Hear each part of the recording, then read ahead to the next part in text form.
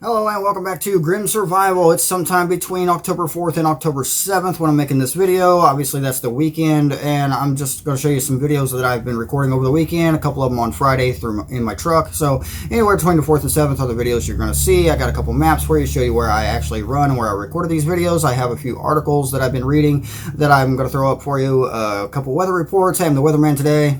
No, not really. But yeah, we're just going to talk about the harvest and what I have seen and the problems that we're facing with the harvest. A couple of days ago, I don't remember exactly when, but Ice Age Farmer posted a video talking about seed corn. Now, the seed corn is the corn we need to grow the corn. And we're having a massive shortage. Sorry, I'll talk sooner or later. We're massive shortage in seed corn. And this is already affecting next spring's planting season. Now, next spring's planting season is being affected by things that are already happening this fall before we're even done harvesting any of the crops. So, hey, I encourage you to check out Ice Age Farmer's video. Also, check out the Grim Survival Facebook group. It's a private group you can join, and I give updates on fuel and throw up little tips here and there. And, I try to update as much as I can, although time is pressed for me. But, hey, I hope you guys enjoy the video. Let's get right into it. Here we're taking a look at obviously a map of Indianapolis. If you look at real close, you can see all these individual squares. Those are actually corn and soybean fields for the most part, individual farms for the most part throughout the whole state of Indiana. Now today I spent quite a bit of time driving on the west side of Indianapolis, southwest side of Indianapolis, really, and I recorded several videos of farmland over there. I also spent a little bit of time on the east side of Indianapolis, recording some of the farmland out in this particular area. Now, I drove around in my personal vehicle and just made some videos of things I've seen for, this reason. Also, in my truck, I usually spend a lot of time in the northwestern side of Indiana, and northeastern side of Illinois, and I drive through pretty much this area right here that you're seeing. And I go through various back roads while I'm doing this. Also, I come up I-65 usually from Indianapolis to about this area before I get off. And really, I don't mind telling you guys this or anyone this because I don't have any valuable cargo in my truck at all. If you want cardboard, it's old cardboard. That's really what it runs. So we don't even seal our trailer, so I really have no concerns with telling anybody this. But yeah, those are the areas that most of the videos come out of. All right, taking a look at the weather. Obviously, weather is a key factor in any farming. You have to watch for rain, frost, snow, etc. Anyway, cool air to usher in the first frost of the season in parts of the northeastern United States. This was posted October 4th, 2019. Obviously, I believe it was Friday. So here we're taking just a quick article about, how frost is formed and how cold it has to be and where we're expecting to see frost already in the early parts of October. Obviously, this happened, and we are looking at stuff that we shouldn't be. All right, there we go. I don't know how that happened. Anyway, bye-bye mosquitoes. Most of mass under a frost advisory early Saturday morning. This was also posted October 4th, and you can see temperatures here from somebody who tweeted low temperatures in the 30s and 40s throughout the Massachusetts area. And look, even a couple of temperatures dropped below freezing. Similar trends, freeze warning and frost advisory for cold night in northern Michigan, also posted October 4th. So this is all before the weekend. And we're seeing similar trends, lows in the 30s and 40s, creating frost.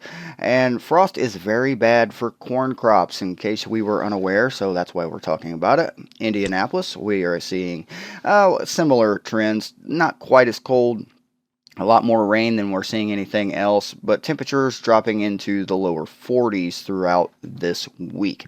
So that being said, what are the predictions from AccuWeather for the winter? Now, here's their highlights and somewhat of their predictions for winter weather. And you see it looks fairly mild on this map, and I'm going to say right now I don't believe this is accurate. I believe we're going to be much colder than what they are trying to tell us here, because they just don't want people to panic. So they're not going to tell you the absolute truth that we're looking at Montana blizzard-like weather throughout the northern parts of the United States throughout this winter. That's my opinions. Don't quote me on it. Well, you can if you want, because I don't care. But yeah, it's looking that way to me.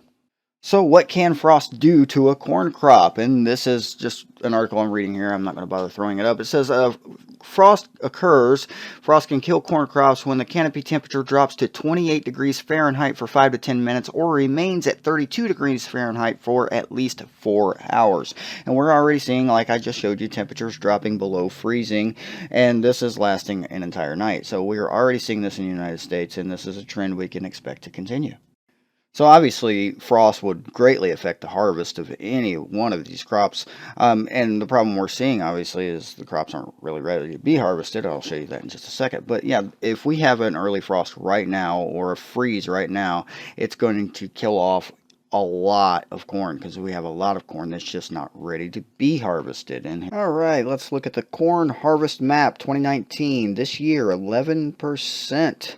Look at all the pretty reds and greens. Obviously, the red means that we are below average, and the green means above average. And I love how states like Texas and Louisiana are above average in their corn production. And obviously, if you know anything about corn production, you know that Texas and Louisiana does not produce that much corn.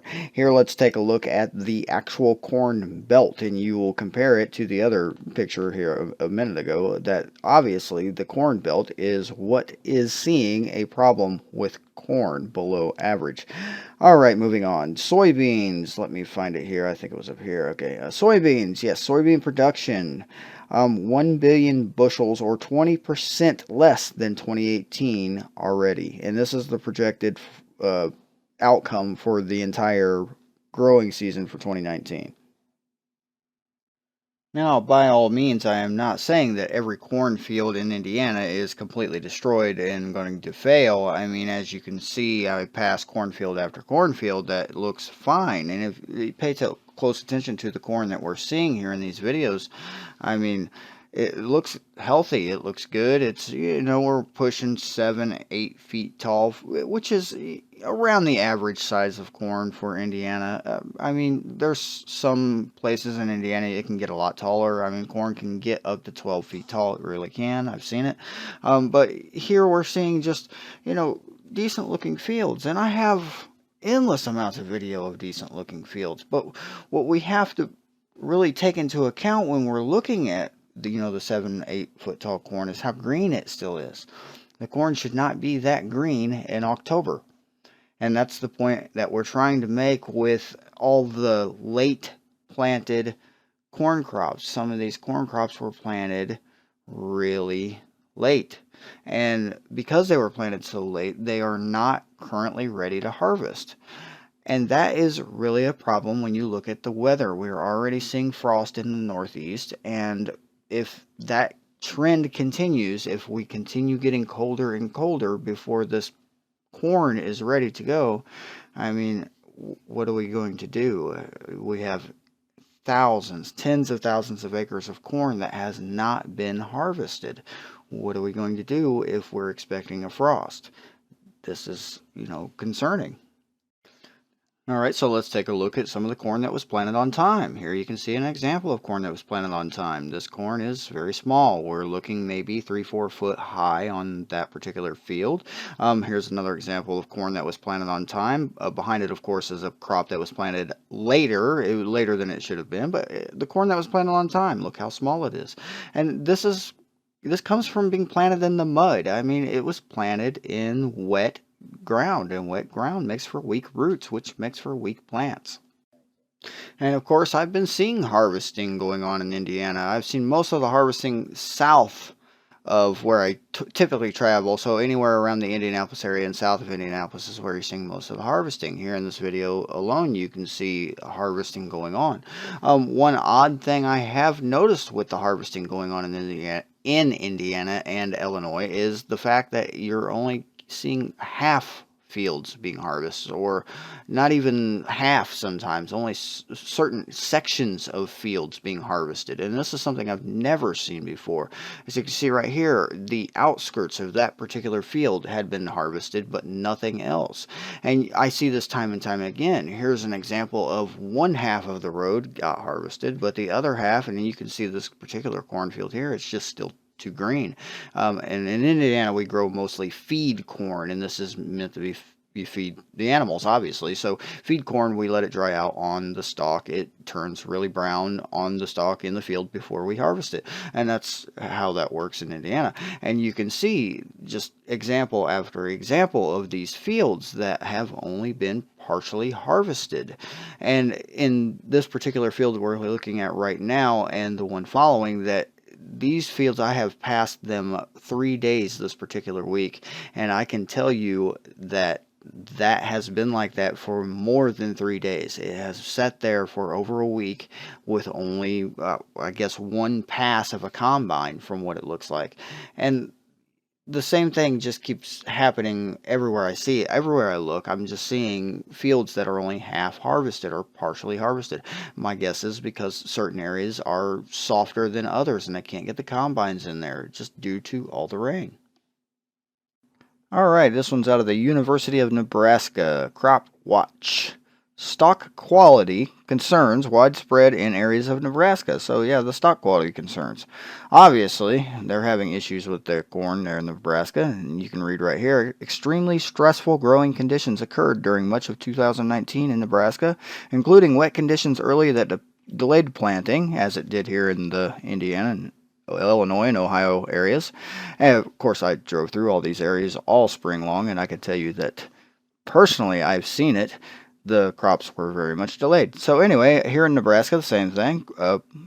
Extreme rainfall, record rainfall during July and August, and conditions continued into September. So this goes on to talk about all sorts of different diseases that can, just from the excessive amounts of rain. Now, let's take a look at what I've seen. Obviously, there has been a lot of damage, just storm damage, just in this one particular field that you're seeing here. And I've seen multiple fields like this. And this is storm damage that's just come from wind, straight line winds. We've had storms through this area of 40, 50 mile per hour wind gusts, some sustained winds of 30, 40 mile per hour in some of these storms also. And this is some of the results you're looking at right here. Here's another article out of Lincoln, Nebraska. Wet soil slows harvest for local farmers. Yeah, tell me about it. I'm seeing it. I can't emphasize this enough. Everything is just flooded throughout the Midwest. And continuing here in Nebraska, muddy fields that can hardly hold a combine right there. And if you just read it and just look at what we're seeing, it's widespread. It's happening more than just where I go. It's happening all over. And this is what we really need to point out, that it's not just localized. This is a widespread problem that's happening throughout the corn belt, really, as you can see here in some of the corn and soybean fields that I come across in northern Indiana and northern Illinois almost on a daily basis. Here, let's take a look at a bridge, and you can see this is leading up to a bridge at a river. As you can see, past a bit of flooding back there. It wasn't really clear in the video, but you see it. I see it a lot better as I'm driving. Now, this is a bridge I come across, and I came across it a lot more in the spring, but I still come across it periodically. And you can see that's a railroad bridge that we're looking at across the water there, and you see how close the water is to the bottom of that bridge. I've seen it a lot closer to that bridge, almost touching it in the spring, and I can tell you just from looking at it that the water level has gone up a lot within the last week.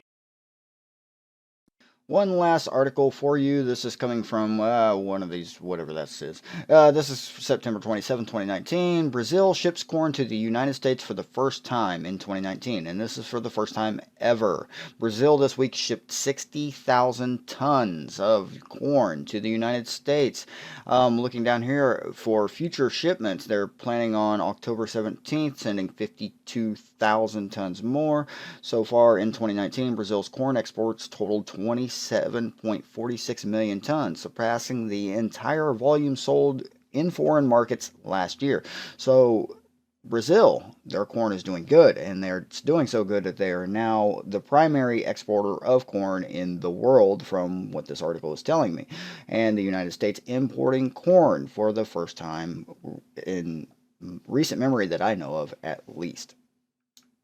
Alright, thank you guys for watching. If you made it this far, I greatly appreciate everything that you guys do for me. I appreciate all the donations everyone's made to my channel. It really does help a lot with making these videos. It's very time consuming. It costs a lot of gas actually driving around in places I go when I'm not in my truck. But yeah, time consuming videos. Yeah, I will try to continue to make videos like this. Obviously they take a long time to do, so it's, once a week is probably pushing it really. I may be able to get to maybe once a week. We'll just put it that way. Of course, I'll still do my truck talk videos from time to time. But yeah, quality over quantity is what I'm going for nowadays. Hopefully it's, appealing to you guys, that everybody likes it. Just trying to spread the word. That's all I'm really trying to do here is spread the word of what I see and what is going on in our country. Hopefully you guys share it, spread the word yourselves, do whatever it takes, let people know, because we are looking at hard times ahead. It's getting very grim out there. It really is. So like I said, I appreciate you watching. Please subscribe, like, and hey, remember, survival, it's grim.